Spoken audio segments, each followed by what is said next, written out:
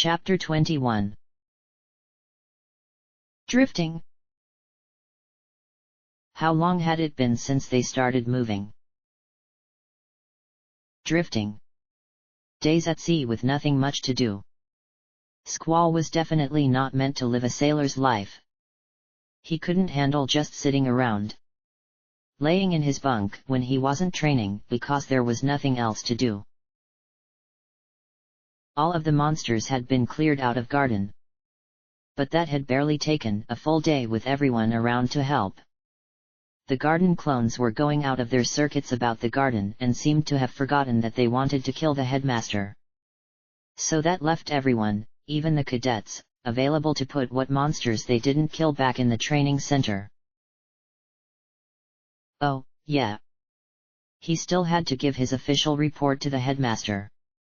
In all the confusion, the poor headmaster had been too busy to really ask for it. Regardless of the fact that they were huge failures, Squall still needed to report on both of them. And there were just so many things he wanted to know. Questions that he felt the need to ask. Order wasn't established quickly though. There were now rivalries and hostilities amongst the garden staff, students, and seeds that hadn't been there before. As the headmaster, and as someone who cared deeply for those under him, Sid was seeing to all of it personally. Which meant that Squall had nothing to do. He couldn't pilot the ship. He couldn't fix the unbelievably complex engines. There was nothing left to kill and nothing left to do. They were out in the middle of nowhere and he couldn't even go up to the classes that some instructors were still trying to hold despite everything. So he spent a great deal of time in his room, at his desk or in his bed, staring at the ceiling, counting the holes there for lack of anything better to do. He couldn't train all the time, unfortunately. There was inevitably going to be times where he had nothing to do. He hated having nothing to do. It got him thinking too much. Action, at least, let his mind calm down and keep him focused. Without that, his mind was free to run wild and land on any topic, then proceed to worry it until Squall annoyed himself. He hoped Selfie, Quistis, and Irvine were all right. He desperately hoped that he hadn't just sent them off to their deaths. They would try to come back if they were alive, but they would find only a crater and wild stories from the people of Balam. He knew that it was no use worrying over them, but he did useless stuff like that when he had nothing but time to think. Was it wrong for him to let them go? Had he assumed too much responsibility to do so? What had Quistis and Irvine thought about it? They hadn't protested, but maybe they were just too well trained to do so. What if they ended up hating him? Or dead? Or both? And the sorceress? Who was she exactly? Where had she come from? Squall thought the last sorceress had been killed at the end of the Sorceress War. Why would she fire missiles at the garden? Did she seriously just do it because they had been hired to kill her? No other country blamed them for what others hired them to do? Why hate them for that? Was Cypher ever coming back? Was he really happy licking the sorceress's toes? Squall couldn't believe he had taken on such a subservient role for his romantic dream. The damage to his body had been healed, but Squall still hated Cypher with a passion now. He would get even with him. Next time. If there ever was a next time. He just continued on in that vein, thinking about things he couldn't control, couldn't understand, and couldn't help until he put himself to sleep. Endless questions became confusing dreams. Restless energy turned into restless nightmares, which would only make things worse when he woke up, because he would start thinking about that instead. At least, in the morning, he could go back to the training center and wear himself out again.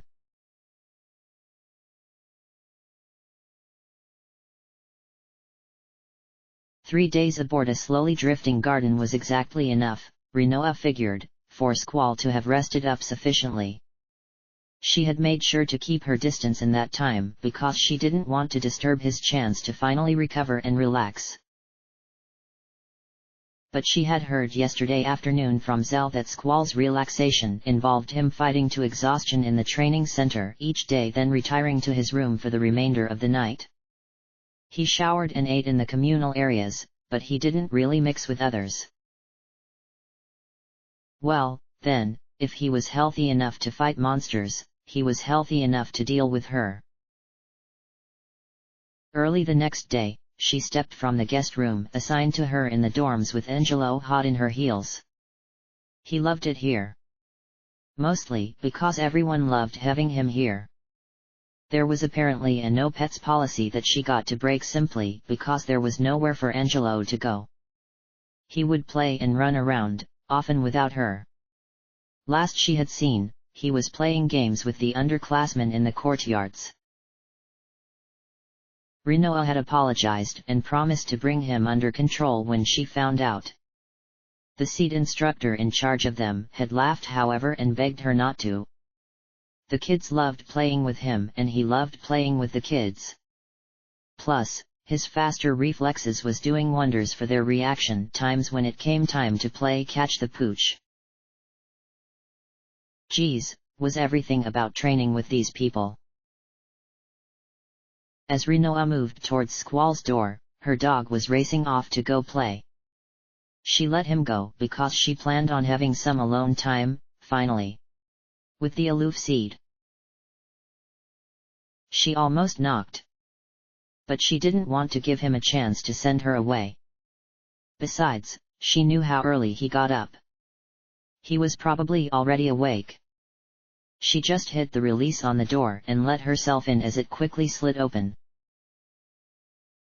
She took 2 quick steps inside and the words she was about to call out died on her tongue. The door sealed behind her and she blinked in surprise. Squall was sleeping. Tucked under his blankets, one bare arm resting above his head. His face was guarded still, but he hadn't moved when she came in. He was well and truly asleep. She was tempted to leave and let him keep sleeping. But when would she ever get this chance again? Biting her lip and grinning, Rinoa crept in closer. She wished that the dorms were carpeted instead of covered in smooth marble, but her shoes were still very quiet with each slow step. Squall's mouth was moving. Sound was barely coming out. Was he talking in his sleep? Giddy with that discovery, Rinoa moved in even closer until she was standing almost directly over him, beaming down at his face. She wished he would at least relax while he was asleep.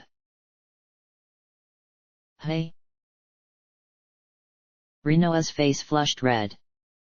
From this angle, she could see that his arms weren't the only things that were bare. His entire chest was uncovered. He slept without a shirt on.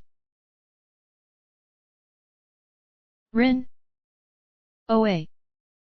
He mumbled and she jumped, certain for a moment that he had caught her.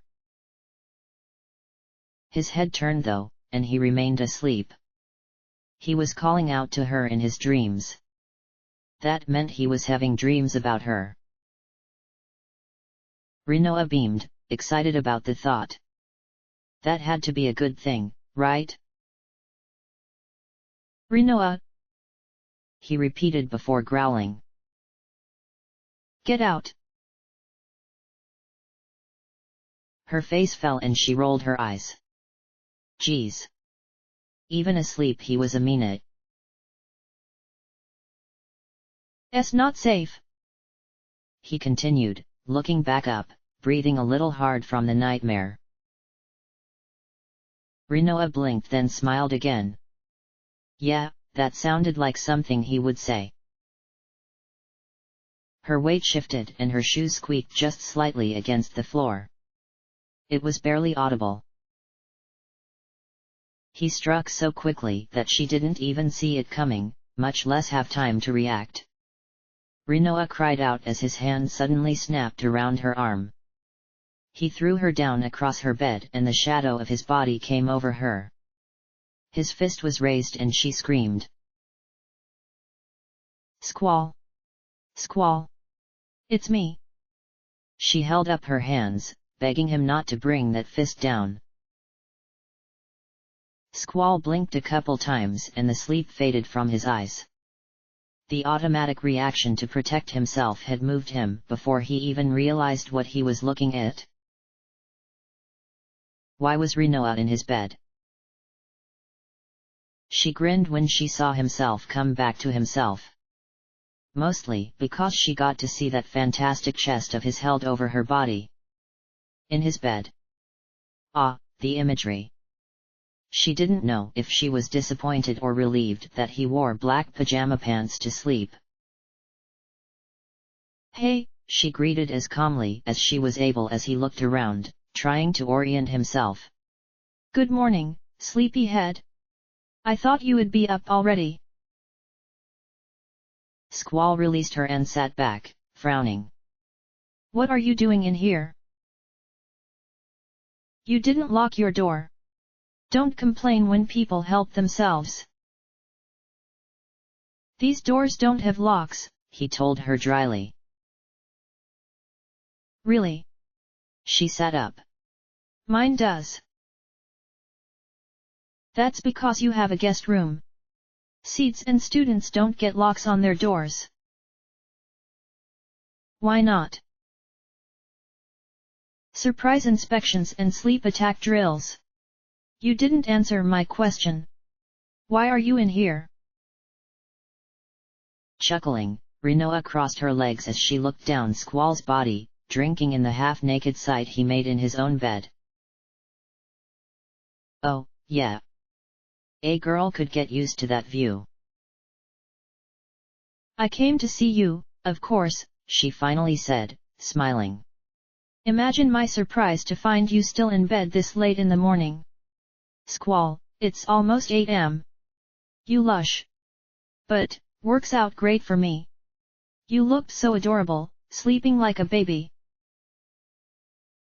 Please stop, he said, dryly, trying to hide his own embarrassment. And get out.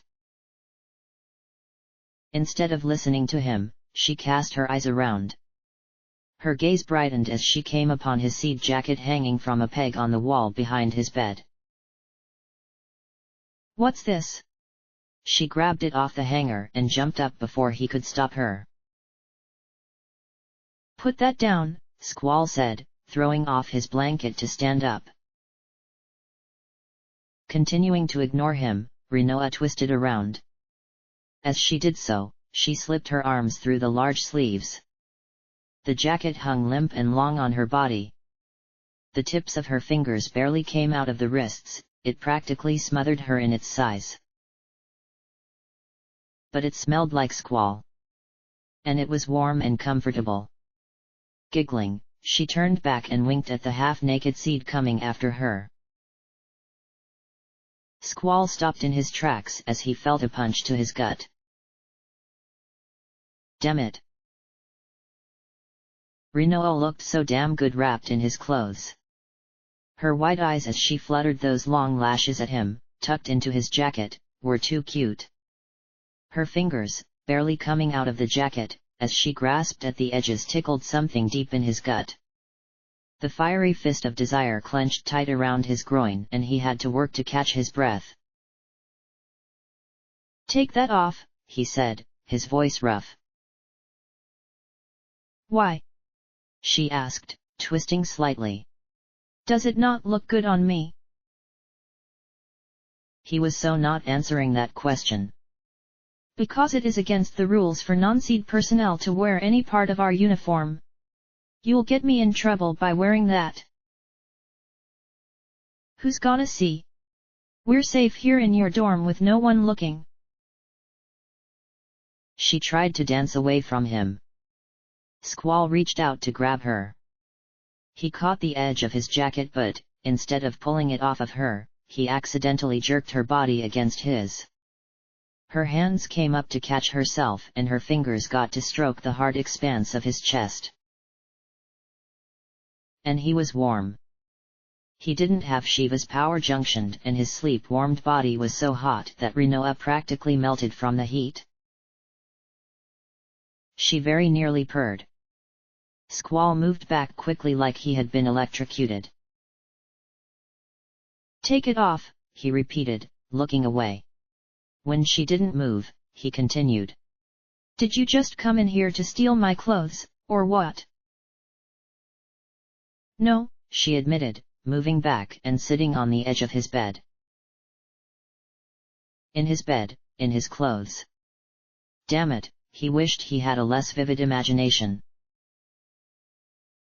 "Come on, get dressed and let's go," she said, smiling at him. "Go where?" He looked back at her and tried to ignore that fist of desire. He really needed her to leave. Immediately. He didn't even have Shiva to cool him down right now. She was sleeping in her capsule in his bedside table. "You're going to give me a tour of the garden," Rinoa said immediately, like he had no choice. He hesitated, thinking over her words. "Is this another one of your orders?" "No," she brushed at the leather of the seed jacket. "I just want you to show me around. You know, to get acquainted with the place. You've been here for 3 days already. Aren't you familiar with it yet?" "That's not the point. Please." He hesitated, looking her over as she smiled at him. Damn. He was weak. "Give me the jacket back and I'll take you." She looked at him critically, her eyes dancing. It was to be negotiations then? All right, she could do that. "Okay, but only if you promise not to wear a jacket when we go out." "Hey. Leave the leather jacket behind," she repeated, pointing to his fur-lined leather coat hanging on the back of his desk chair. "I know you don't feel hot, but I want you to leave it behind." She wanted to see those fantastic arms of his. Squall considered her terms for a long moment. Then. "Fine, but you have to leave while I get dressed." Giggling, feeling like she had won, Rinoa jumped up. The seed jacket slipped easily from her shoulders as she did so and fell back on the bed. "Deal. Don't take too long or I'll come back in and I don't care how naked you are when I do." Either because he was a fast dresser, or because of her threat, Squall was stepping from his room very quickly. As promised, he had left his leather jacket behind, so he was wearing only a short-sleeved white shirt that plunged low down his chest with a decorative slice. Rinoa could almost see his chest though it when he moved. He still had on his gloves though, which made her smile. "Satisfied?" he asked. "Not yet," she grinned, falling into step beside him. From there, she was able to see the muscles of his arms move as he swung his arms while walking. So good it had to be wrong. "What?" Squall frowned when he caught her staring. Rinoa laughed and suddenly grabbed his arm. She hung off of it as they walked. He continued to frown at her, but he made no move to dislodge her. "What are you doing?" he asked though. "Do you not like it?" He was not answering that question either. "It will be hard to fight if we're attacked with you hanging off me like that." Rinoa laughed. "Attacked? Squall, the garden is totally peaceful. You yourself were in charge of seeing to putting all the monsters away. Are you saying you somehow didn't do a good job?" Squall didn't respond and she grinned at the corner she had put him into. He continued to not say a word as he walked with her out of the dorms and towards the garden nexus. The people that they passed stared. And hard. Squall ignored them and Rinoa didn't care. Finally they were alone and peaceful. She was not going to let anything ruin this. He turned left at the central circle of the garden and started forward. Rinoa looked around as they walked, taking in all the sights. This place is huge. Do you think it's bigger than Galbadia Garden? Who knows? He asked, uncaring. What's over there? She asked, pointing to the place they were walking past. The parking lot. He was totally emotionless. What about over there? She pointed across the nexus. The cafeteria. She looked back at him and frowned at the deadpan way he was speaking. He hadn't even looked to what she had pointed to. And she knew that he probably didn't need to, but it felt like he was trying to distance himself from her despite how close she was to him physically. Squall, she started, giving him a look. I really appreciate you showing me around. But can you try to make it a little more fun? You know, like a normal tour. What did that even mean? What was it she wanted from him? He wasn't opposed to giving it to her, but he wished she would just tell him what it was. He didn't know what a normal tour was, or how to make it fun for her. He continued forward and Rinoa frowned when she spotted what he was aiming himself towards. Squall, I know you are not taking me to the directory. He looked over to see her giving him a hard look. You asked for a tour, he reminded her. I did not mean the directory. I know how to use that if I need to. I want you to show me around the actual garden. Take me to the places and tell me about them. Like a real tour. See, this place. Let's start here. Come on. She turned him deliberately on the nearest walkway and Squall frowned as she directed them towards the library. You've already been taken around, he reminded her. Fighting monsters and running for my life is no way to take a tour, she pouted. Do you not want to give me a tour? Damn, she was cute. He hated how weak he was. Squall didn't say anything and she beamed, taking that to mean that he did.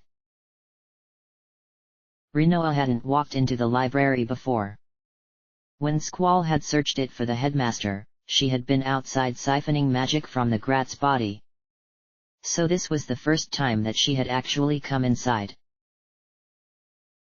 Rinoa stopped dead in her tracks and gasped. It was beautiful. Rinoa loved books.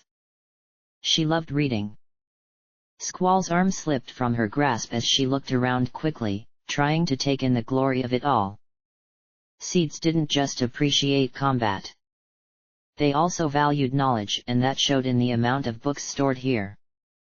Rinoa hadn't seen this many books in one place in her entire life. It was better than the presidential library in Galbadia by far. Squall, who had taken a few steps ahead of her, turned back when she released him. He looked at her curiously. He couldn't miss the rapture on her face. Wow! Rinoa breathed, looking back at him. This is so cool. Do you mind if I just look around for a minute? Squall held out his hand, inviting her to help herself. Thanks, Rinoa beamed. She turned and cast her eyes around before walking over to the first shelf she saw. Squall watched her for a minute. She looked so happy and all he had done was walked her inside of the room. If he had known this would have made her happy, he would have taken her here a long time ago. Putting his hands in his pockets, Squall looked around himself.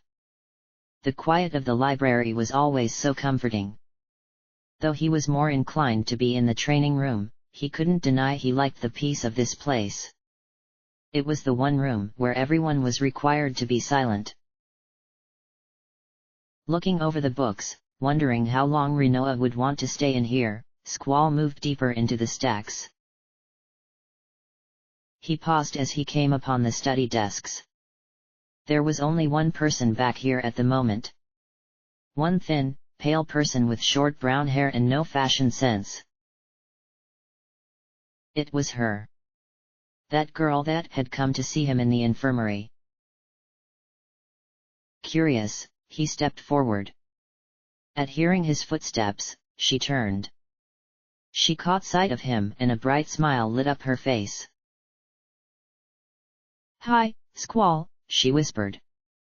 Her eyes were shining so bright at the sight of him. "Who are you?" he whispered, searching her pixie face. She looked so familiar. "You know who I am," she said, frowning slightly at the question. Squall shook his head. "No, I don't. Who are you?" The girl sighed. "I didn't think it would be this hard." She looked back up at Squall, her eyes so sad at hearing his denial. "Try to remember. I would hate to think I was forgotten." How could he have forgotten her if he had never met her?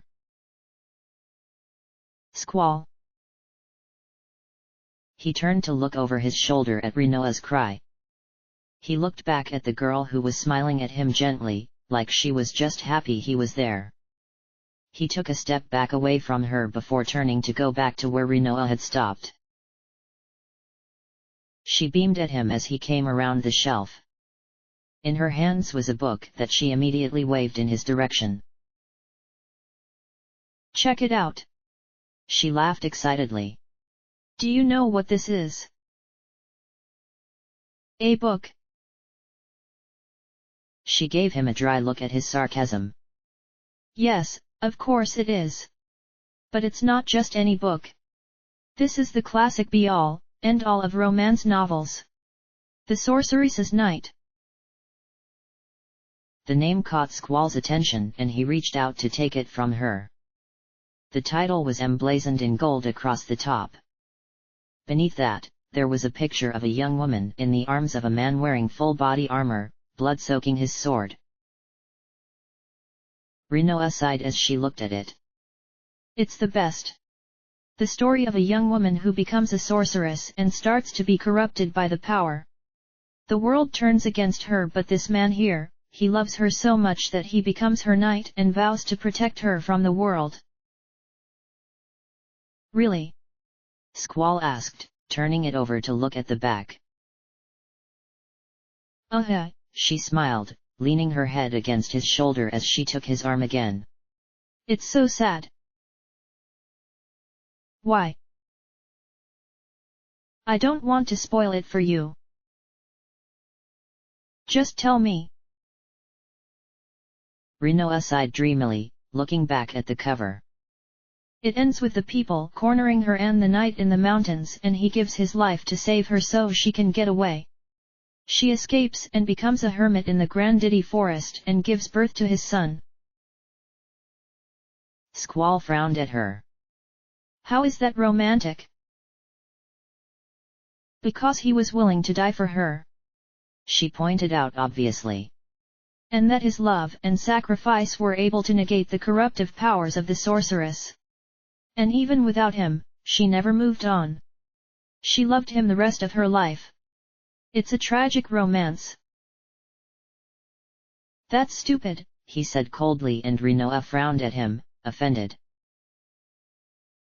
"What's so stupid? How is it romantic that he dies and leaves her alone to care for his child by herself?" It wasn't romantic to die for someone. It was romantic to live for someone. To not leave them alone. Leaving wasn't romance, it was just reality. He didn't say any of that. Rinoa didn't need to hear him say it though. She could see it in his face. She could infer it in the words he spoke. A small smile graced her face as she put her head back on his shoulder. Yeah. I always thought it would have been better if he had lived, too. They could have taken care of the baby together. Been hermits together. It's easy to love someone when you only see them for a short time. Real love is love that lasts through the years. Squall didn't say anything. He stared at the book for a moment longer before he slipped it into his pocket, into his inventory. He would read it later. Try to figure out what it was that Rinoa found so interesting about a story like that. Rinoa didn't miss the move. She smiled and pulled on his arm. Come on. We've still got a lot of garden left to tour. I can come back and read to my heart's content later. Squall didn't fight her either. He let her pull him out. He took control again at the end of the walkway and turned them right to move them onto the next area. At least now he had a better understanding of what she was asking of him. They moved on to the training room.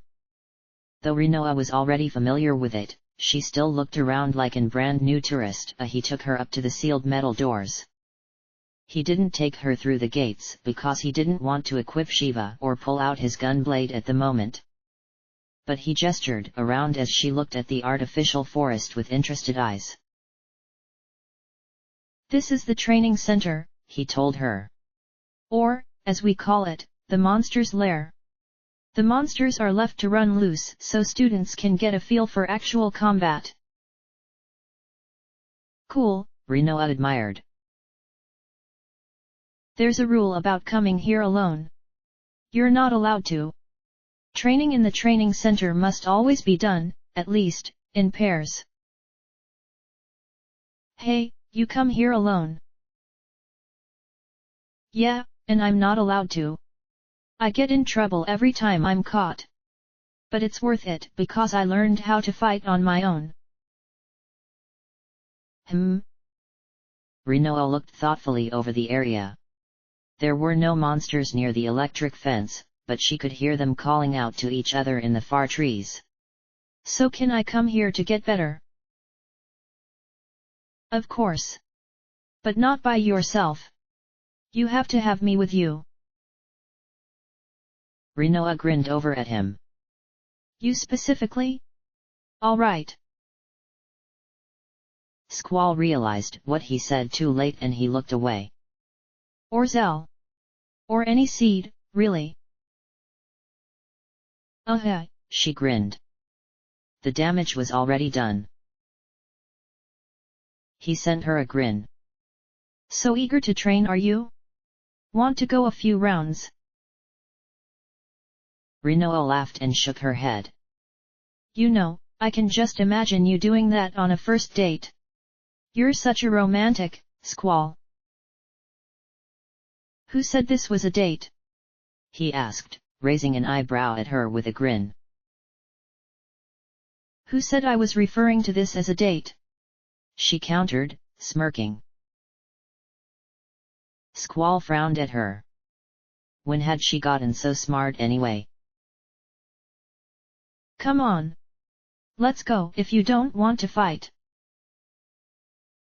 She giggling, knowing she had won and let him take her out again. The next room was considerably less interesting. He walked in and held out his hand. Just a parking lot. Nothing special. That's it. She frowned. Yeah. What else could there be? It wasn't even like they could drive the cars anymore. The garden had been broken off at the front gates when the ring came down, which was the exit at the end of the garage which had been roped off for safety. Rinoa sighed. Never mind. Let's keep going. What were you expecting? He asked as they left, wondering what he had done wrong. Nothing, she sighed. You're right. Just a parking lot. So the cafeteria would be next, right? Yeah.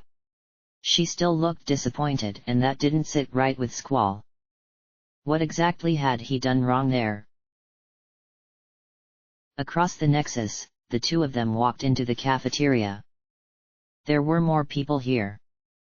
More people to stare at the way Rinoa clung to Squall and the way he let her do so. Rinoa had been here more than just when they had run around before. This was the ballroom where she had first met Squall. It looked so different when it wasn't cleaned up, but still so beautifully elegant and pristine. Squall stopped them in front of the line before the lunch counters. A line that Zell was standing in the very back of, twitching in anticipation. This is the cafeteria, Squall said, showing it to her. We use it as a ballroom during formal events. But, obviously, this is where we usually take our meals. He looked down to see her looking up at him. Expectant. Anticipating.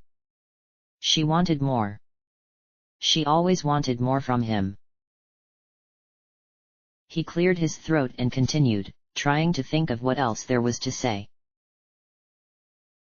I should warn you, there's really only one thing on the menu that tastes good. Which would be the hot dogs. They're the only things that the staff managed to make perfectly nutritional without sacrificing any flavor. There's also, unfortunately, a lot of competition for it. You have to get here early to reserve a hot dog for lunch or dinner. If you're late.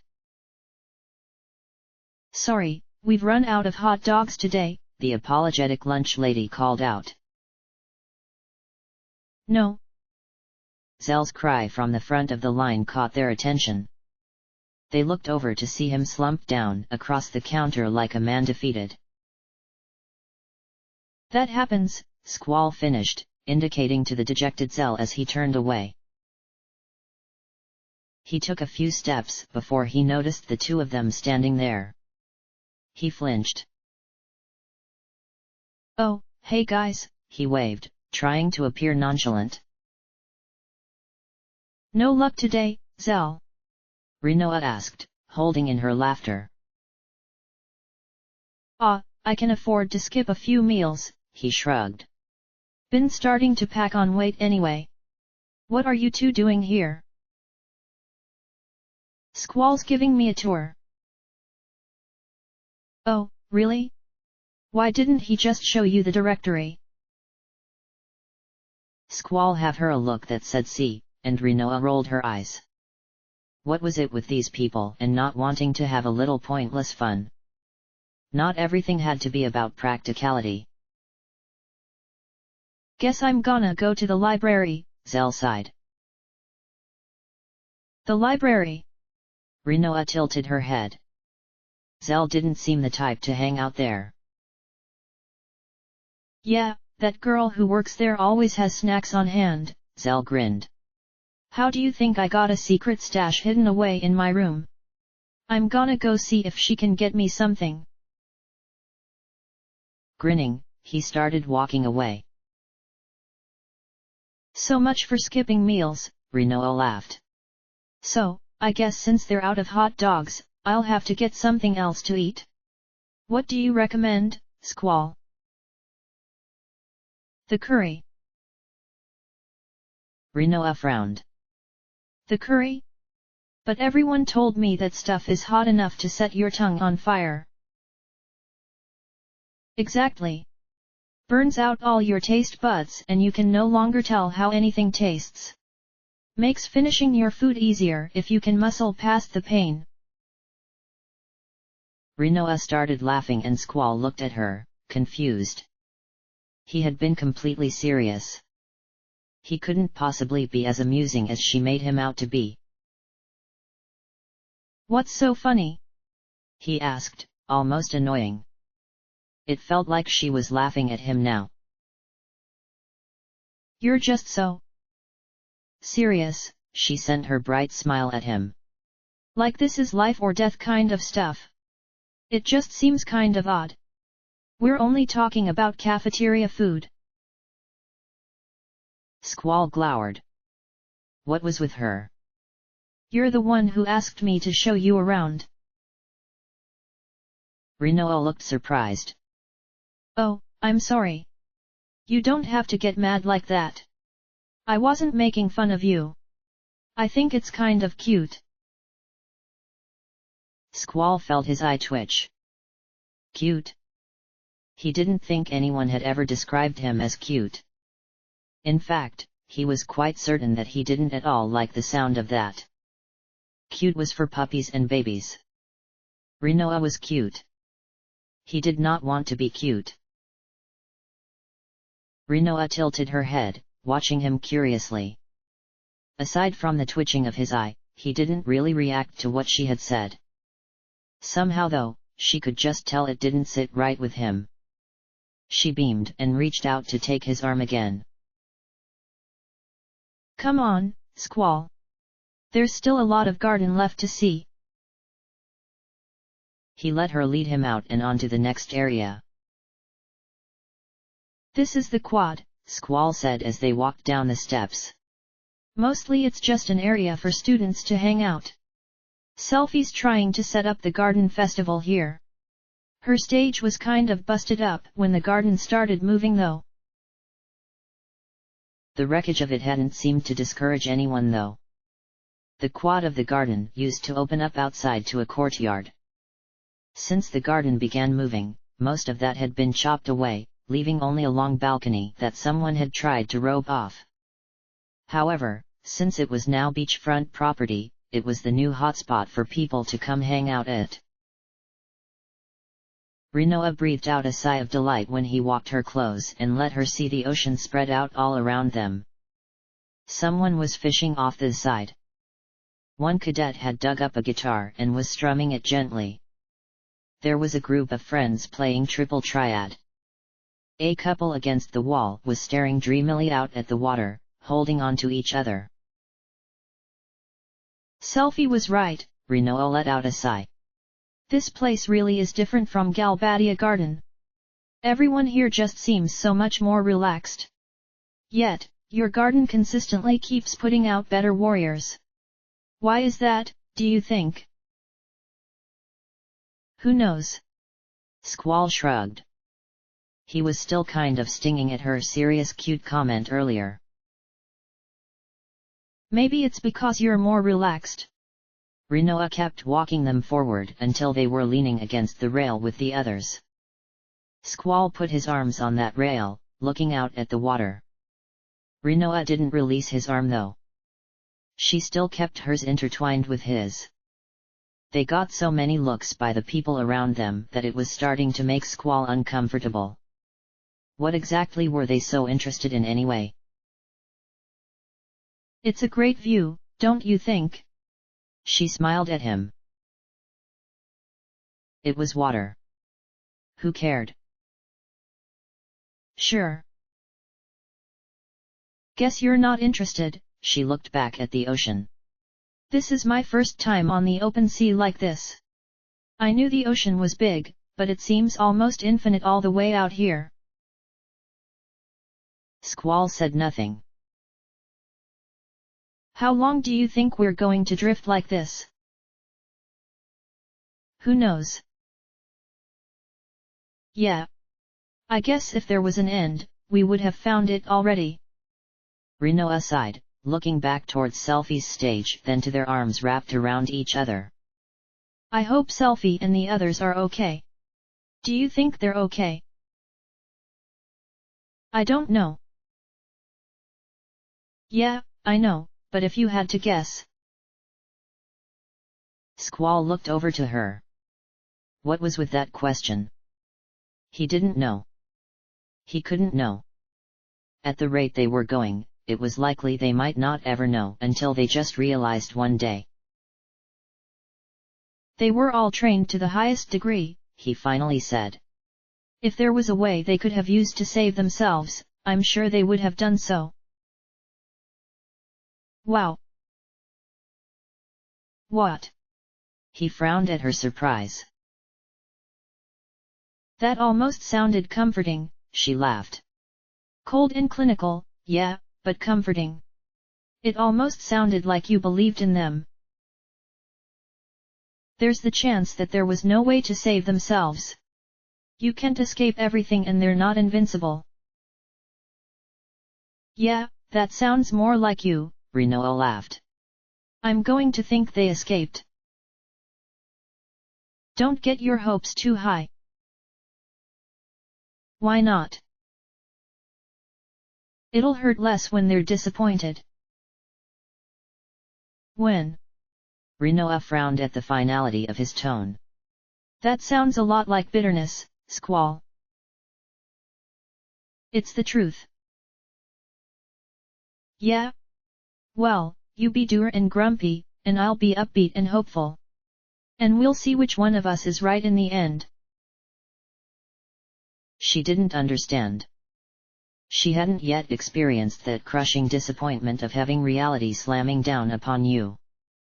The way it ripped you apart inside when every hope you had was destroyed and denied. Which was why it was stupid that he was letting her hold on to him like this.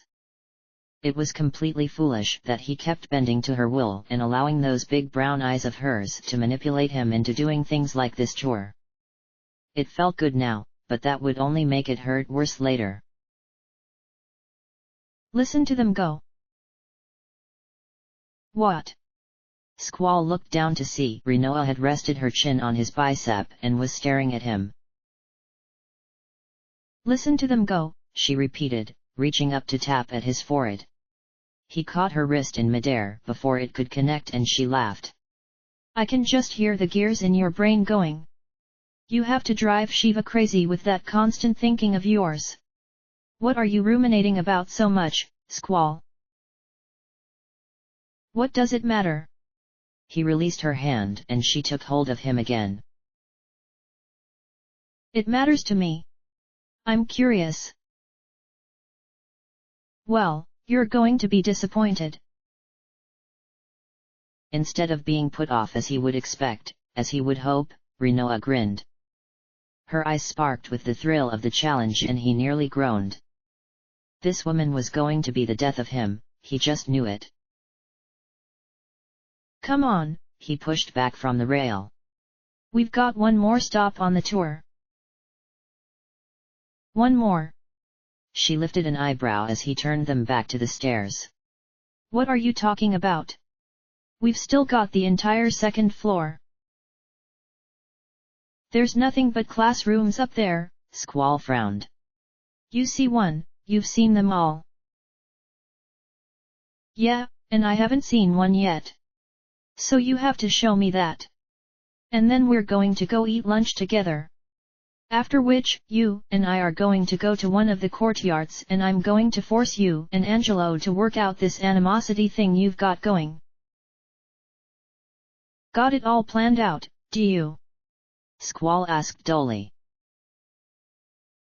Prepare yourself, Squall Leonhardt, she grinned. You're going to have fun today, one way or another, and I'm not letting the date end until you do. I thought you weren't describing this as a date. What was he doing? Stop joking with her. He was flirting and it was not okay. I never denied it was a date, I just hadn't used that word yet, she grinned, putting her nose in the air. She was laughing when he had no comeback as they left the quad. Mostly because he also wasn't denying it was a date, despite the fact she had given him plenty of opportunity to do so. True, he also hadn't claimed it was one, but she was taking baby steps with him. He was so afraid of intimacy, she had to push gently. They came around to the infirmary. Which Squall honestly thought was self-explanatory. But Rinoa still demanded an explanation from him. Drive Katawaki is a very nice woman, he told her as they walked down the hall. She's also very skilled. In whatever form of healing you need. She seemed to really like you, Rinoa smiled. I probably frequented this place more than most. I used to fight a lot against regulations. Got me in trouble and landed me in one of these beds. Yeah, I remember. You told me. She grinned. He didn't remember. Well, if you need anything, Drive Katawaki can certainly help you. The door of the infirmary slid open as they approached. The smell of antiseptic and flowers and the sea breeze flowed over them as they stepped inside. There were no customers today, but the windows had been opened to let in the fresh air. The doctor wasn't at her desk as Squall looked around, trying to find something to talk about. It's against the rules to take anything from the infirmary without permission. If you start getting sick, come here immediately to avoid spreading it. Don't sass the doctor, she hates that. Rinoa giggled as he listed of the things. What? He frowned. She tightened her hold on him. You're just so cute when you're being all serious like that. Ah. There went his eye twitching again. That was cute too. He was getting annoyed with her. She wondered why he wouldn't say anything about it. Rinoa, you. The door slid open behind them and they turned, their arms breaking apart. Drive Katawaki looked up from the tablet she was typing on and smiled. Oh, hi there, Squall, she greeted. And? I'm sorry, dear, I don't think I got your name. I'm Rinoa, she said quickly, reaching forward to shake her hand. It's very nice to meet you. Likewise, Drive Katawaki nodded at her. You're not a student here, are you? No, ma'am. I'm with him. Rinoa reached out and touched Squall's forearm gently. The move was quick, but it lingered for just a second. And Squall didn't jerk away or even seem all that surprised by it. Drive Katawaki couldn't help the smile that came over her face. Oh, her boy. Oh, my, Squall, the doctor grinned at him. She had to tease him just a bit. It's not every day I see you walking around with a girl. Is she your girlfriend? Squall was about to insist he was just showing her around. He really was. But Rinoa's comments about him being so cute when he was serious, and that he was always so serious, were still right there in the front of his mind. Yes, he said immediately. Rinoa gasped and turned so quickly her hair flew around her face. Her face was bright red, her eyes glowing. Are you serious? Squall. I'm gonna take it seriously. Wow. That had not been the reaction he had expected. Why did Rinoa never react the way he thought she was going to? How did she always manage to surprise him? I'm serious, he nodded. Woo, Rinoa let out a breath, her heart racing. I'm speechless. Seriously joking, Squall finished. Rinoa's face fell immediately and she groaned in disappointment. You were joking? Ugh. Well, I guess that's a good one for you. Her voice was bitter though. Squall frowned. You're mad. See, this is why he didn't make jokes. She shrugged. Guess I'm more let down. I never asked you to be my girlfriend. Are you asking me to be your girlfriend now? Why would you want to be my girlfriend? Why were they even having this conversation? So you're not saying you're not asking me to be your girlfriend? I think you're reading too much into a joke. Every joke contains a grain of truth.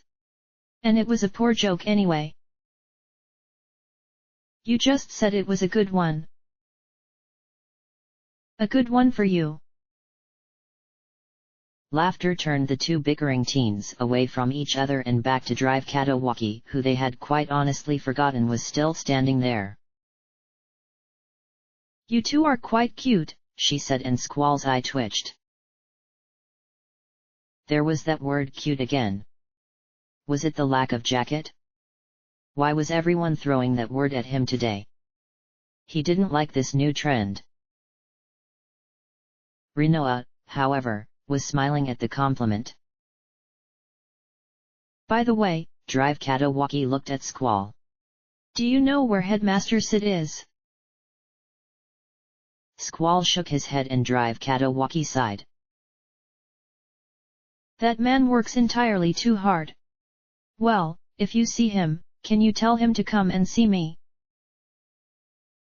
Squall nodded and Drive Katawaki smiled at him in gratitude.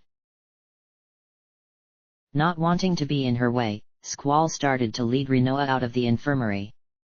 Drive Katawaki couldn't miss the way Rinoa latched onto his arm. Or, more surprisingly, the way he allowed it. Oh, dear. Her boy was growing up so fast. Drive Katawaki actually felt a bit emotional.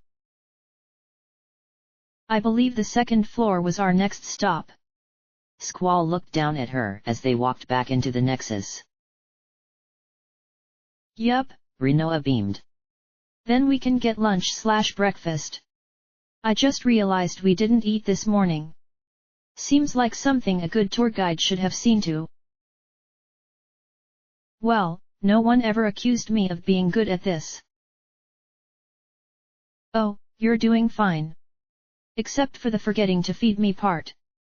But, you know, AB is still a passing grade, so you should be proud."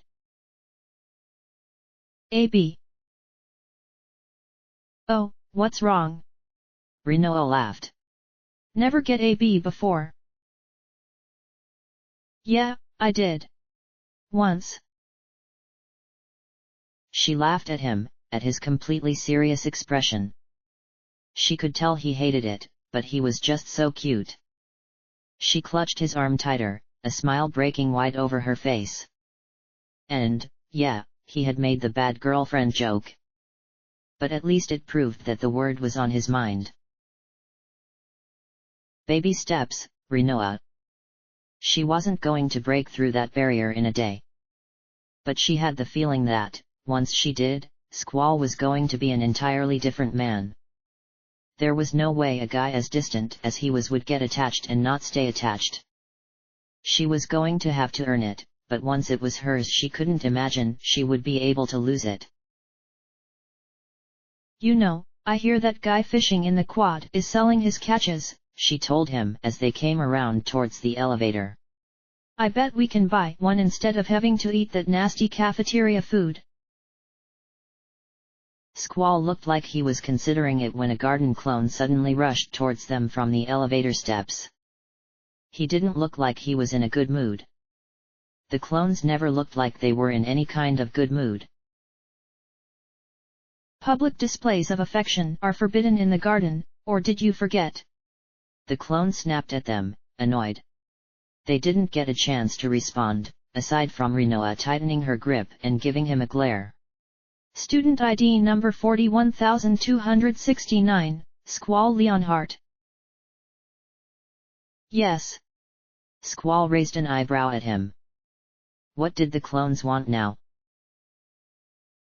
"The garden master wishes to see you. Report to the master's room right away." Well, that sounded like an order if he had ever heard one. And Squall's immediate reaction was to disobey it. Once again, he thought about how he wasn't obligated to the clones the way he was to his headmaster. He especially wasn't devoted to this garden master that he had never met or even actually heard of. He had absolutely no reason to obey an order from him. What he did have, however, was curiosity. He had never heard of the garden master. No one had. So who was he?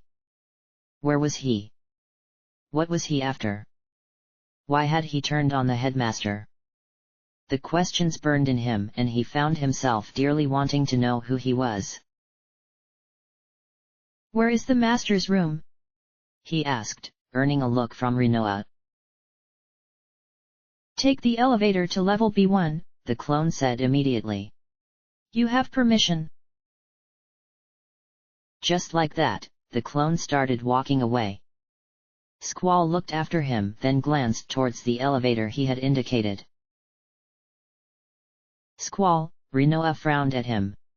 "You're not seriously going, are you? You can't. Our tour isn't over. And you still owe me lunch. Aren't you the least bit curious?" Squall asked. "Well, yeah. But not enough to stop a date."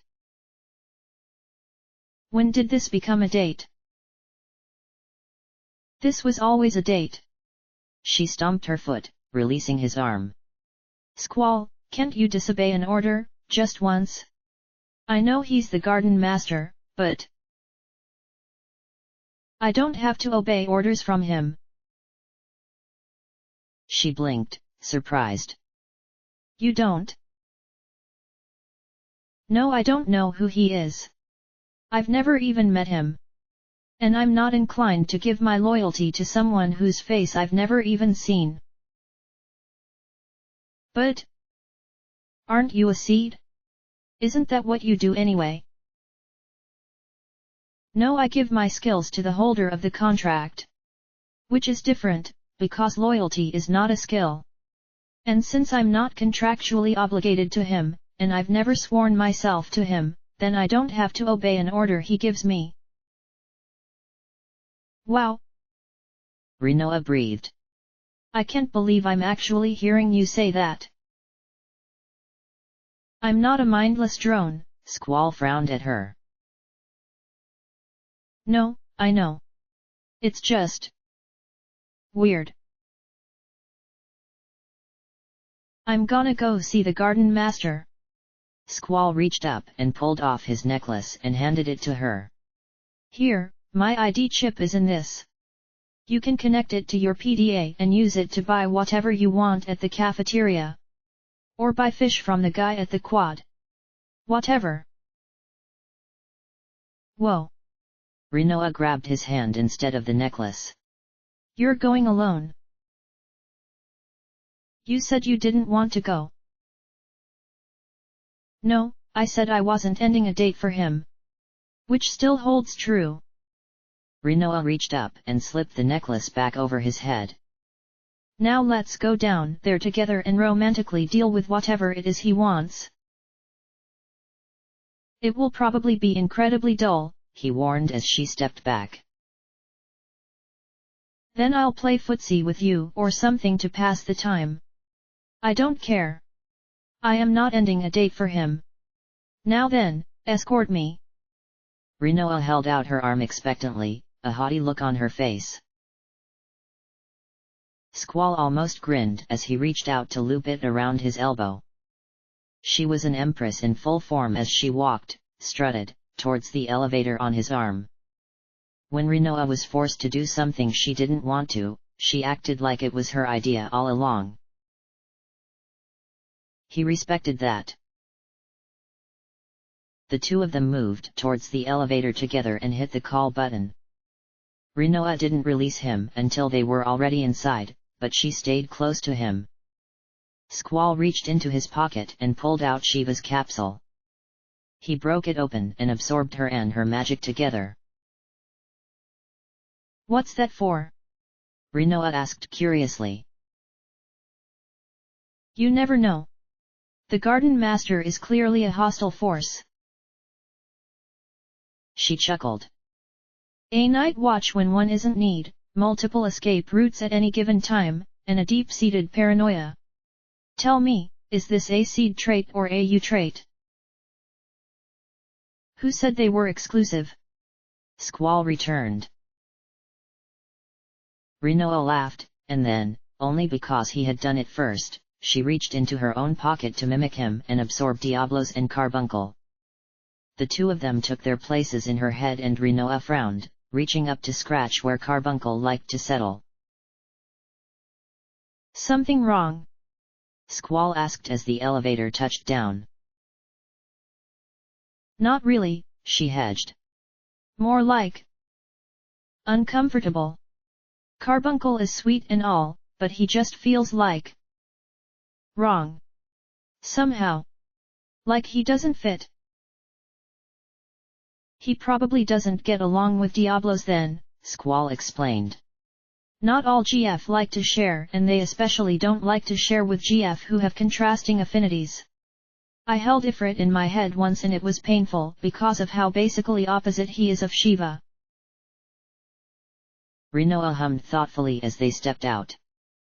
The elevator started rising behind them and Rinoa edged just a little bit closer to Squall in nervousness. The room they found themselves in was nothing like any other room in the garden. While brightly lit, it seemed darker somehow. More unnatural. Whatever alloy made up the floor also made up the walls and ceiling, and the area blended into each other with a seam that Rinoa found difficult to make out. The glowing blue material seemed to be flowing somehow out towards the walls and beyond. And, just behind the elevator shaft, there was a monster machine whirring softly, somehow threateningly. The two of them started down the stairs and Rinoa made a face at the smell. It wasn't bad, per se, but it was unnatural. It smelled too artificial. Like a mixture between metal, plastic, and rubber. Please. They heard someone call out. Listen to me. Squall and Rinoa shared a look. That is the headmaster's voice. The elevator came back down behind them as they heard a reply that was too low to understand. They turned around to see Zell coming off of the lift, a bag of chips in his hands, some already stuffed in his mouth with grease on his fingers. Hey, he said, looking at them then looking around. What are you guys doing down here? I was told to come here, Squall answered. What are you doing here, Zell? Rinoa returned. Me? I was following you. I was gonna ask Squall if he wanted to go kick some butt in the trainin' center when I saw the elevator go down. I wanted to see where you two were heading. Isn't that kind of nosy? Rinoa frowned. What if we had wanted to be alone? Zell flinched back, surprise flashing across his face. Wait. What? Did you? Yes. Not particularly. Rinoa and Squall looked at each other and she glowered. Yes, she repeated more emphatically and he shrugged. Let go of me. Headmaster Sid yelled again, catching their attention once more. They turned to see him being nearly carried back towards the lift and away from the machine by two clones. He was struggling fruitlessly. I'm not finished. The clones pushed the headmaster and his knee gave out. He fell to the ground and stayed there, his fists clenched and shaking as he growled. Greedy son of a bitch! He shouted and all three of them flinched. It was sounded downright wrong to hear their gentle, fatherly headmaster cursing. Why did I even bother talking to you? Seeds were brought up for the future. And that future is now. Why can't you understand that?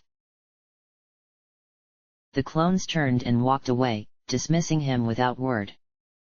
The headmaster slammed his fist against the ground, snarling. Damn it! Again, they all flinched at his cursing. I should have never trusted you.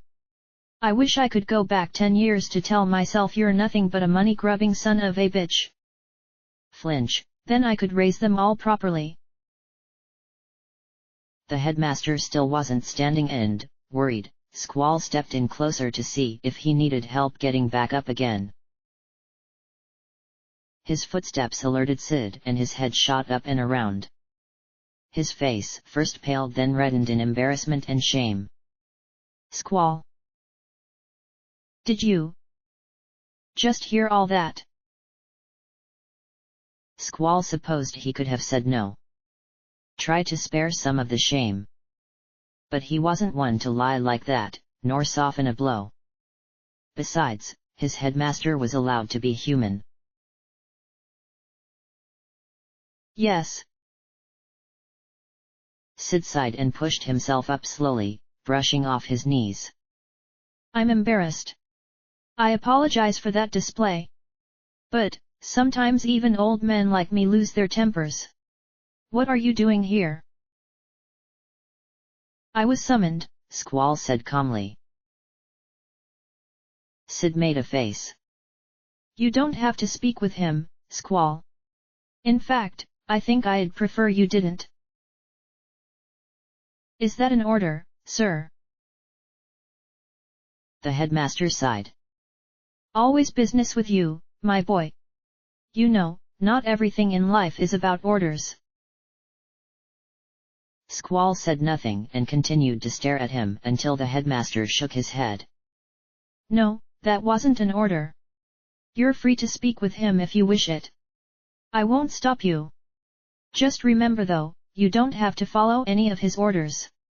He has no power over you, Squall. I'll keep that in mind, sir. Squall nodded. Oh, right.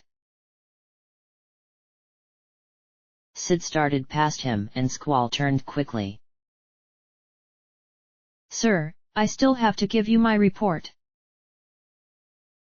Please come to my office later, he said over his shoulder, pushing the call button. Oh, and that doctor? Rinoa started. Right, Squall nodded. Drive Katawaki wants you to go to the infirmary. She sounded serious. Headmaster Sid laughed sheepishly. Looks like I finally made her mad. Well, I've been putting it off long enough now I suppose. Thank you. He walked into the elevator and footsteps behind Squall had him turning to see a clone walking towards the three of them. He looked between the three gathered with a frown. You, Squall Leonhardt, are the seed who returned from Galbadia, correct? Yes. He looked to Zell and growled. Zeldincht, you were not summoned. I invited myself. Zell shrugged, finishing off his chips. The clone looked to Rinoa and probably scanned her with his robot vision. And you? You are not even a student of this garden. Be gone. If she leaves, I'm leaving with her, Squall threatened immediately, glaring at the clone. The clone flinched, surprised. You cannot disobey me, Seed. You gonna try to stop me? Squall asked calmly, reaching into his pocket where his inventory held his gunblade. The garden faculty forfeited their power, if you ever had any, over Seeds when you turned against our headmaster. I'm here as a courtesy. I can and will leave if I wish. Squall's voice remained perfectly level. Rinoa tried not to grin in satisfaction behind him and instead adopt a stern, aloof expression like his. Zell was staring too, quite unconcerned. All of them knew that in a fight Squall could take down the clone with one hand. The clone glared for a long moment, not even ruffling Squall's calm feathers. Finally, admitting defeat, he snapped. You're late. It's about time you showed up. Master Norg has been waiting for you. Come. Rinoa beamed at Squall as he started after him. Though he didn't return her smile, his eyes weren't as guarded as they usually were and that warmed her to her toes. The three of them started forward around the giant machine. Squall let his eyes roam over it as they came in closer. He couldn't determine what it was. The machine was rounded at the top with two large bulbs at the base that emitted blue lights, but at such a low power they didn't really illuminate anything so as to call them true lights. There was another garden clone waiting in front of the large machine. The first clone walked over to join him, and Squall and the others stopped. He turned around, waiting for another man to walk out, but saw no one except the clones. The second clone, having been unable to miss their interaction with the first, growled at them in irritation. Whenever Master Norg calls you, be sure to be there within 3 seconds. A strange blowing sound echoed through the chamber. Squall turned, trying to trace it. Trying to even place it with sounds he was familiar with. It sounded like a cross between a horse whinnying and someone blowing slowly into a fan. Fushurururu. 3 seconds are up. Squall's head jerked towards the large machine, the large capsule they stood before. The loud voice that echoed around them was deep and gravelly. The words it spoke were breathy, almost covering each other, as though the tongue that created them wasn't entirely sure where the spaces between the sounds went. Or maybe its throat wasn't meant to form human vowels. The capsule, the pod before them, hissed out long breaths of steam from release valves set on its sides and raised the temperature of the camber. Protesting, Shiva immediately reached out and covered Squall with a cold breeze. Rinoa shivered a bit at feeling it, but couldn't deny that it was a little comforting having Squall back at that temperature, back at his normal. The smooth, rounded top of the pod opened and more steam came out. They unfolded gently and the enormous creature inside was revealed. He wasn't human. It barely needed to be said. Yellow skin, with a strange consistency almost like jello, formed 3 pseudopods from its neck or its chin, Squall couldn't tell which. One large central pseudopod hung from the base of its face, 2 smaller lumps rested against his shoulders. Like earlobes that had grown too long with old age.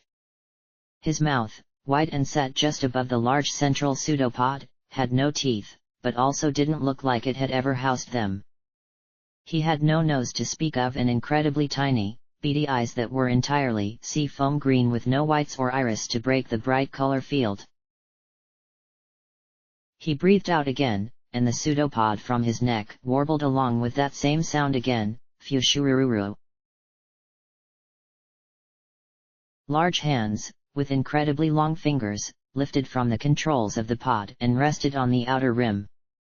He had no fingernails. The ratio of fingers to palm was completely off by human standards. And the fingers wiggled like he had an extra joint that they did not.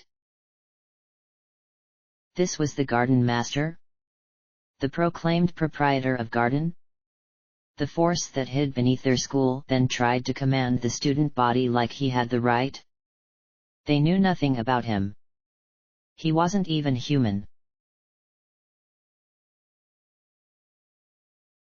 What a shock, Squall thought dully for lack of anything better. That breathing sound again. Fushurururu. Give your report on the sorceress, the man-thing, Norg, demanded, narrowing his already beady eyes at them. Squall raised an eyebrow at him before sharing a look with Zell and Rinoa. Zell shrugged. Rinoa was still trying to wrap her mind around Norg. He was going to have to decide on his own. He was almost getting used to it at this point. Oh, well. What could it hurt? Out of habit, Squall adopted a formal, straight-backed posture. Zell followed suit and, after a moment, Rinoa did as well. Better just to blend in than invite questions. Let's see. Where to start? Answer him quickly, one of the clones snapped at him. Be concise. He was so done with all of these people. Whatever. It was going to be a sad report anyway. We failed to assassinate Sorceress Edia, Squall stated right away, getting to the meat of the matter immediately. Norg showed no reaction. It wasn't exactly a shock. Confirmation of Headmaster Sid's order was made at Galbadia Garden. After Irvine Kinneas, a sharpshooter trained at Galbadia Garden, joined our party, we set off to carry out the sorceress assassination order from both Balam and Galbadia Gardens. Angry now, the breathy sound was harsher at the front. Now more of a bajururu. Galbadia and Balam's orders. Bajururu. You were fooled. Squall frowned, uncomprehending. I don't understand. Fushururu. Was that his calmer sound? Explain to them, the large man-thing ordered the clones. Thank Hein. Squall was having a really hard time trying to fight through that accent, like he wasn't even aware of which words were which. One of the clones stepped forward, smug superiority coating him heavily. Master Norg has known about the alliance between the president of Galbadia and the sorceress for some time now. He heard it from the Galbadian Garden Master himself. The Galbadian Garden Master. Squall cut him off. Fushururu. The master of Galbadia Garden is a subordinate of mine named Martine. You know him as the Galbadia Garden headmaster, the clone continued. They are one and the same, unlike at this garden.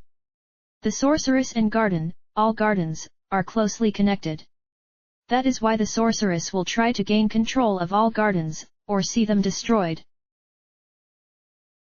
The other clone nodded and picked up where he left off. So Master Norg sent an official order to Galbadia Garden. It was to kill the sorceress.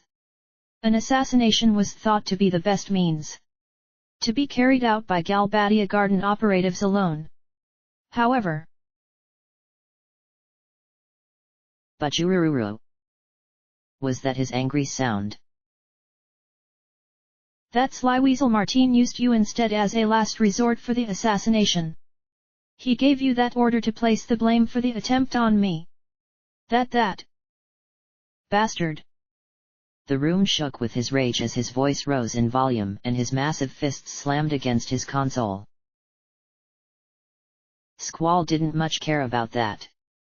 He was focused on the master's words and trying to make sure that he had correctly deciphered what he thought he had just heard. Are you saying that Balam Garden had nothing to do with that order? Headmaster Sid wouldn't usually interrupt an ongoing mission with new orders. Something of that great importance should never have been given to a seed below rank 20. The fact that the headmaster had not sent a seed sniper to fulfill the order had never added up. Unless they had never been meant to do it in the first place. You just happened to show up just before the mission was to be carried out, one of the clones said, his voice low and smug. They used you.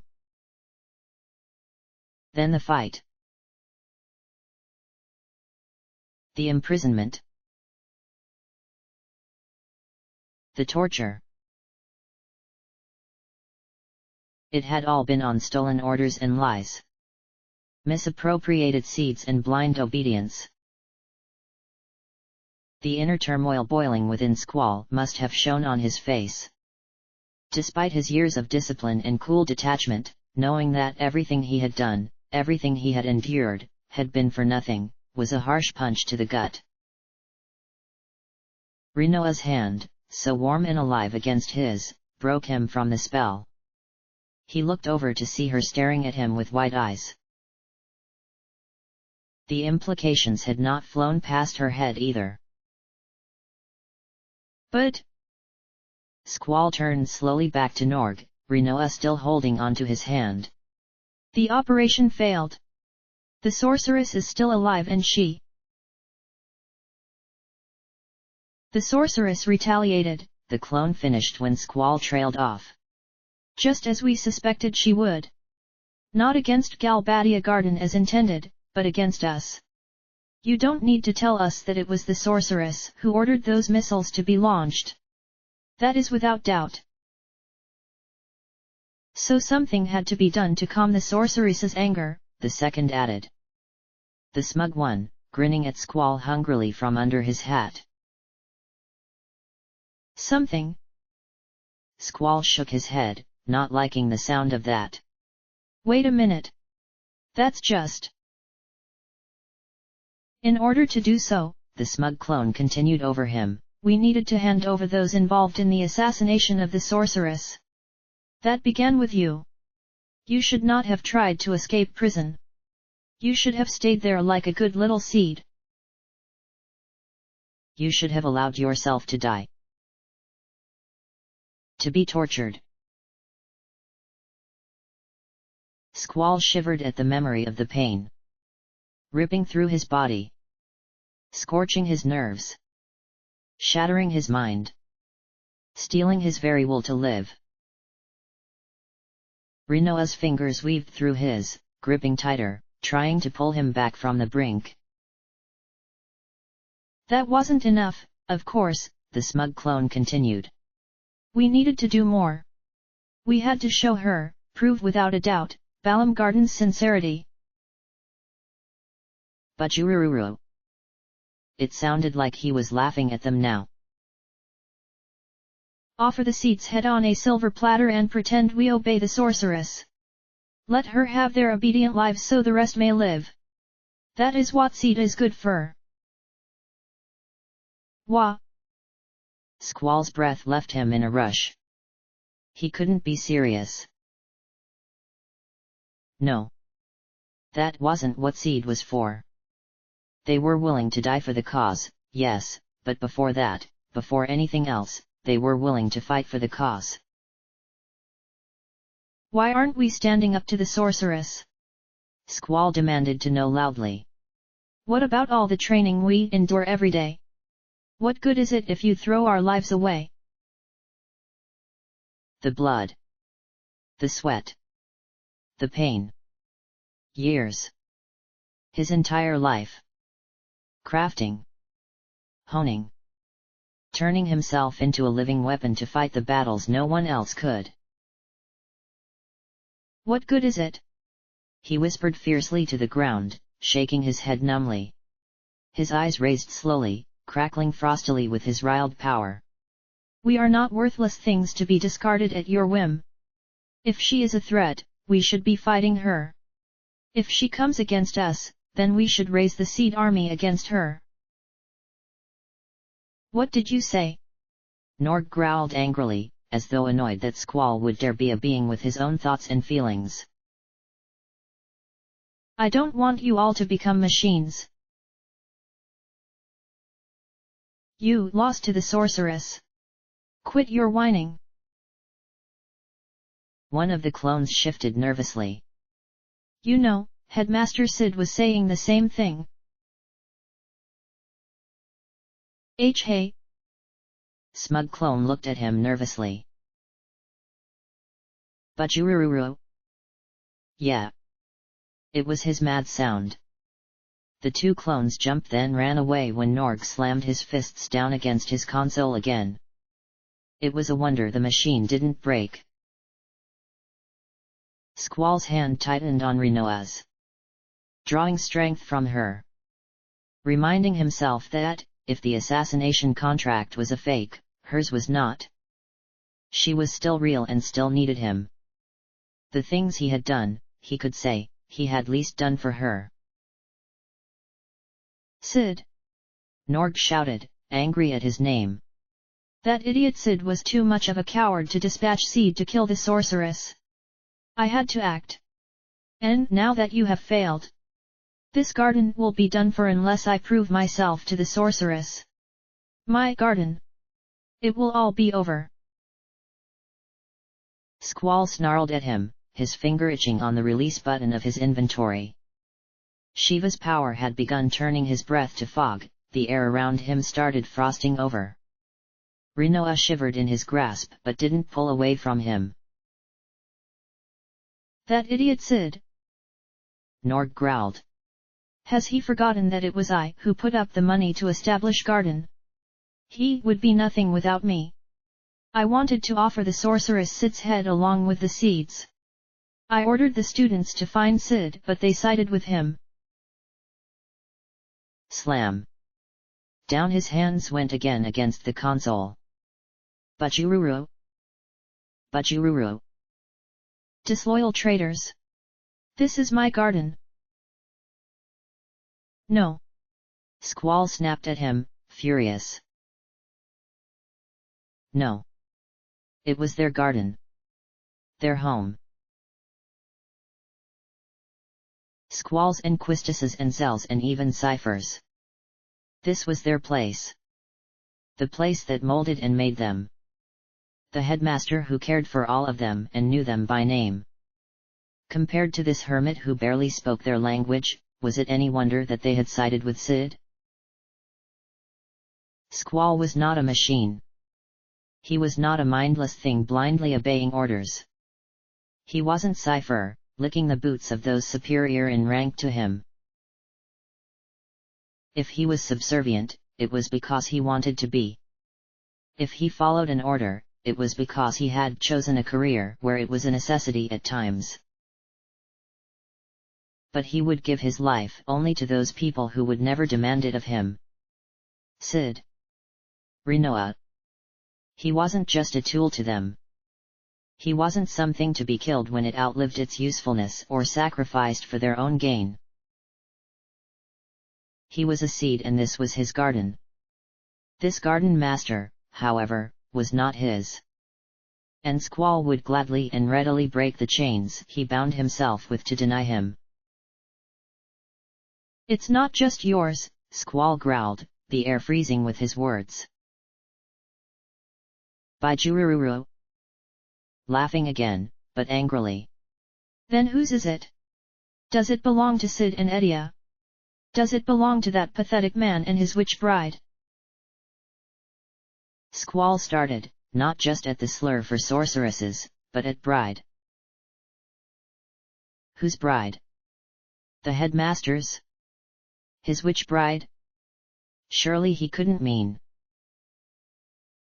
Bachururu. Angry again, rolling in rage. Oh, now I understand. I know what you seeds are. Sid and Edia are trying to use you to take garden away from me. You're one of Sid's followers, aren't you? Not this again. Prepare to die. Yeah, he thought it was going to be something like that.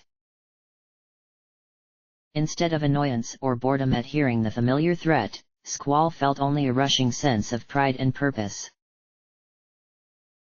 Yes, he was one of Sid's followers.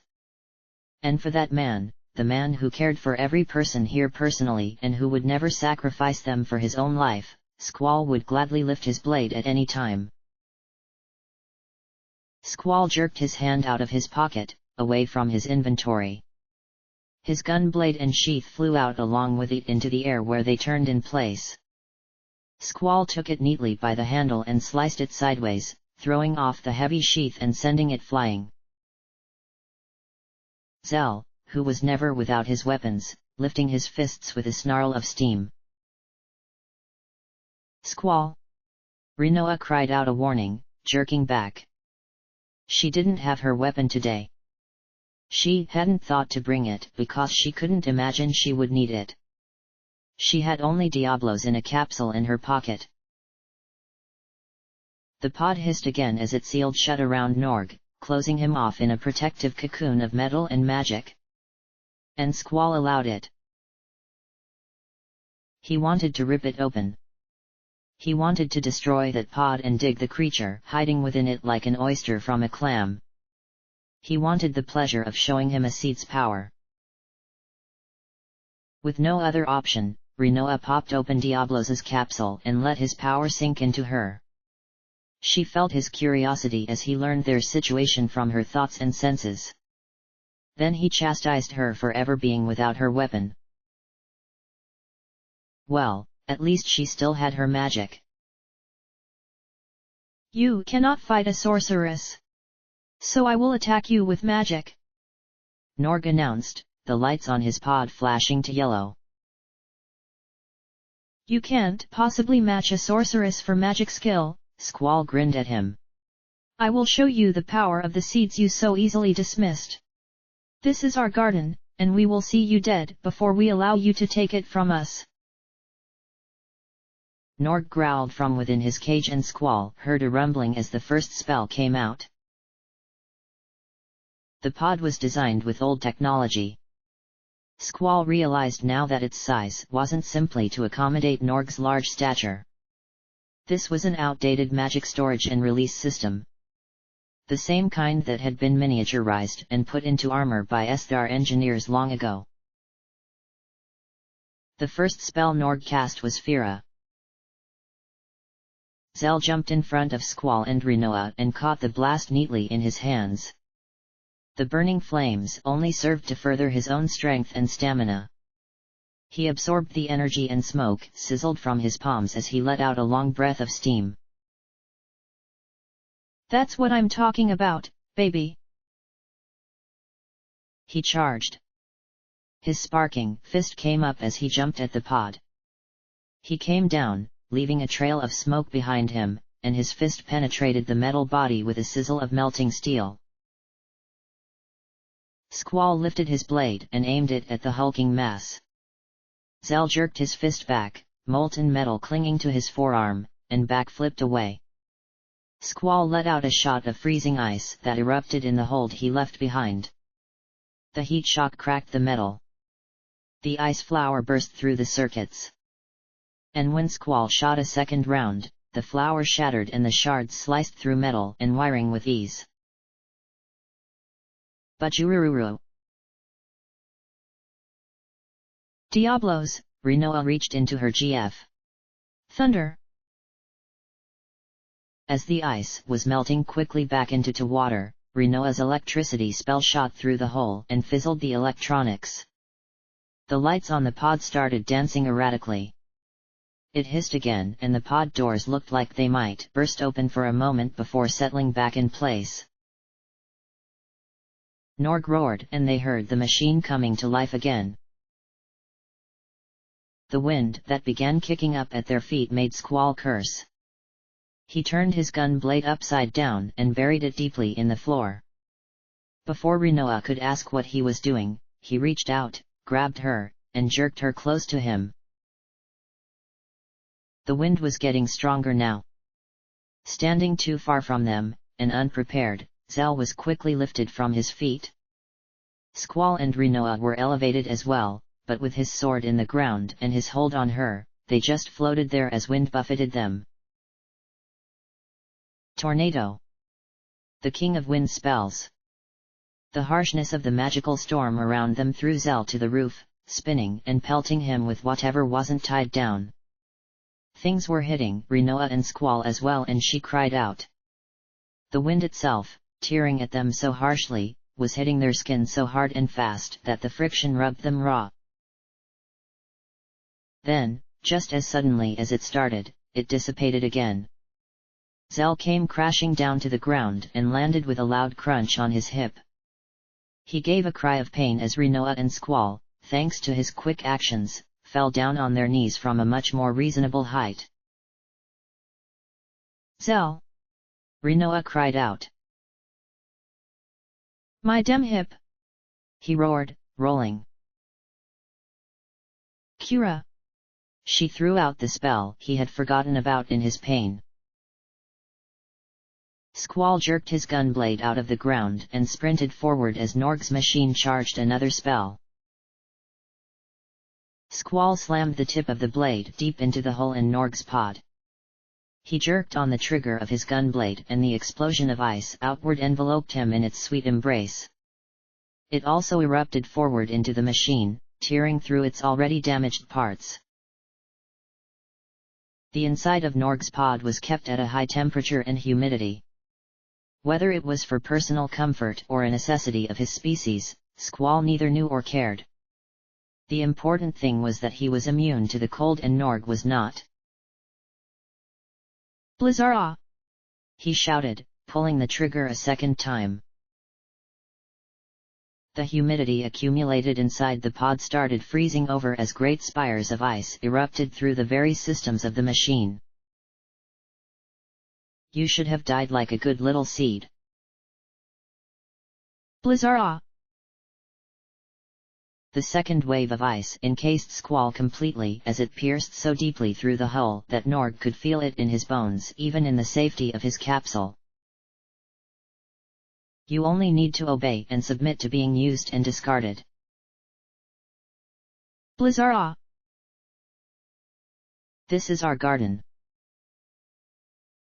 The expanding ice in the pod had nowhere to go. The pressure inside was pushed too high. The ice shattered. The capsule doors exploded outwards and off their hinges.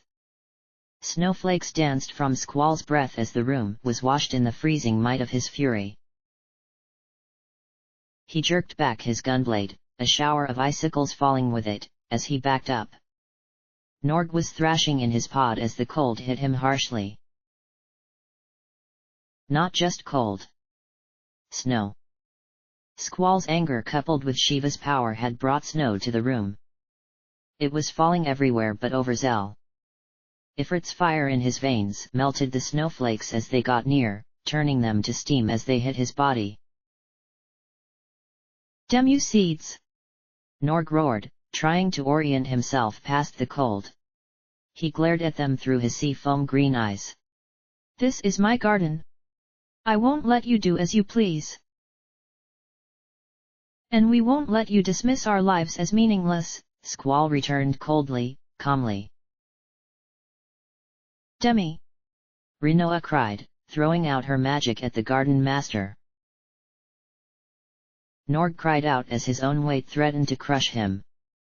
His hand reached out and ran along his console, bringing it alive again to summon his magic. The blast of water that shot for Rinoa was burning hot. Squall threw up his hand. Blizzard! The spire of ice shot up. The boiling water slammed against it. Steam erupted in the room as the two cancelled each other out. As the steam quickly turned to ice under the influence of Squall's anger, Rinoa frowned. There was a voice. Carbuncle, cheeping sweetly in her head, heard it before Diablos. The latter of whom immediately protested, adding another voice to an already cramped head. And please get the little green vermin out, he was annoying. Another voice? Rinoa gasped and looked to Norg. The crying was coming from him. Squall! He has a GF! Rinoa yelled. Bajururu! The rushing of water out of Norg's hands was not an ordinary water spell. Squall lifted his blade and sliced up quickly through the coming tide. It froze over at the touch of his blade and the room got, if possible, colder. Yo, Squall! Zell frowned at him. His entire body was steaming now.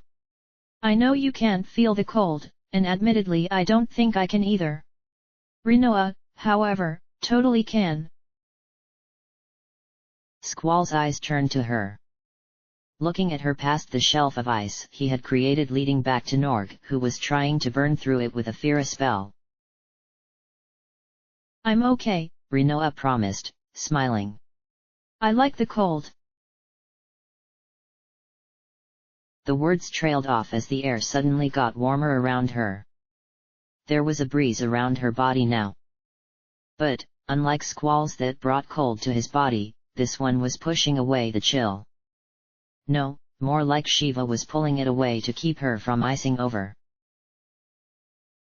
She looked over to him again, but Squall was already focused on Norg once more. The ice around him was quickly turning to steam under his Fira spell. Steam that rose, condensed, and fell again as snow all around them.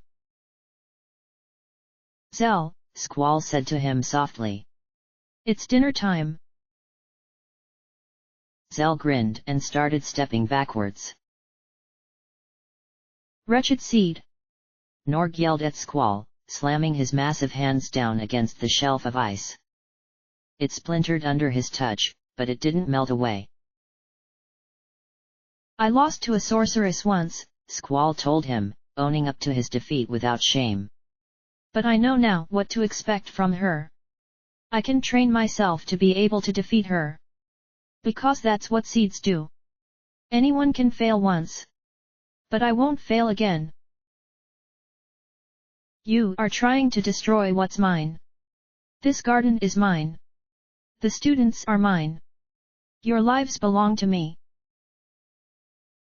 My life always has been mine alone, Squall said calmly, with a seething sort of anger. Bajurururu. Norg lifted his hands, drawing power into his palms. Zell. Now. Letting out a loud battle cry, running in from behind the capsule, Zell launched himself over the machine and landed with a hoop behind Norg's head. The Garden Master twisted in surprise, the spell he was powering fading in surprise. Sick! Zell yelled, grabbing onto Norg's weird skin flaps. He's got all the consistency of pudding. Hurry up, Zell! Squall ordered. 1 GF extraction, coming up. Zell laughing, pulling a spare capsule from his pocket. No. Norg tried to throw Zell off. Laughing, Zell slammed the open capsule against the back of Norg's neck and pressed the draw button to pull out the magic. Norg resisted, trying to cling to his GF. The GF, however, wanted to be freed from this dark, windowless room and gratefully let himself be taken.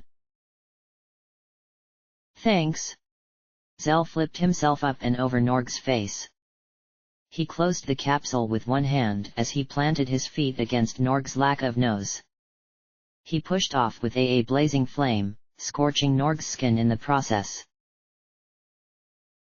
He landed with a roll and came up, catching the capsule in mid-air. Ladies and gentlemen, he grinned, holding up his prize.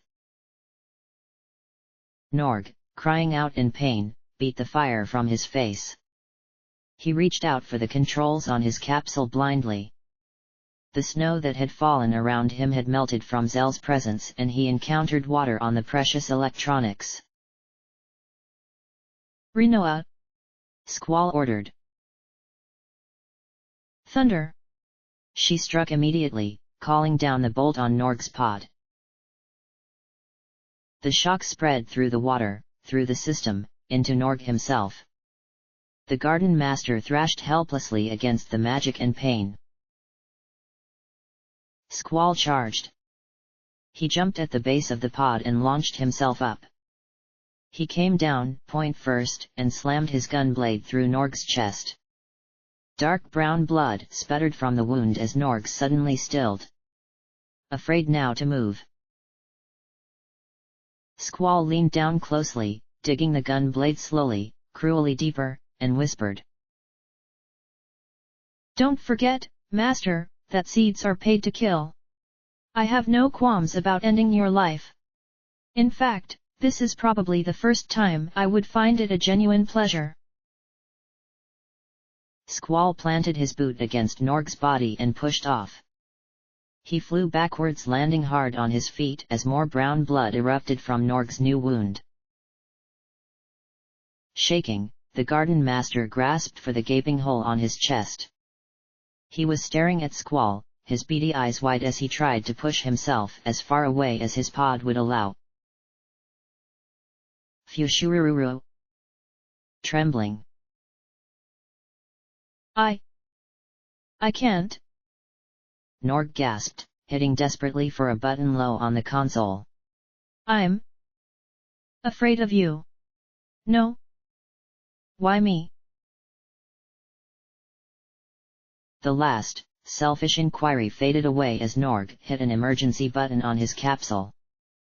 The pod couldn't close anymore, not with the doors blown off, but a healing light enveloped Norg's body.